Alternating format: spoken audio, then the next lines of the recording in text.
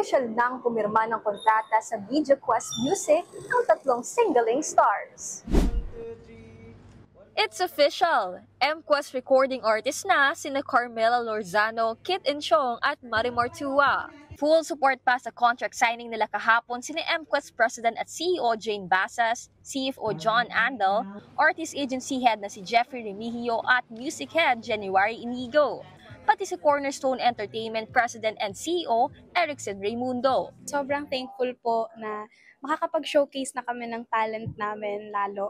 At ayun, mas magkakaroon tayo ng exposures and opportunities. May mga tao na nag-lend sa akin ng open arms for the opportunities. Singling daw ang naging tulay ng kanilang mas malalim na kaalaman sa larangan ng musika. Journey namin, unforgettable talaga. Yun, nandun na lahat ng emosyon, di ba? Yes. Masaya, tapos pressure. Sobrang hirap ng journey sa Singaling. Isa sa pinakamahirap na na-experience ko. Kaya very, very grateful ako sa naging opportunity na manalo ako sa Singaling. Kasi doon din nagsisimula yung career ko talaga.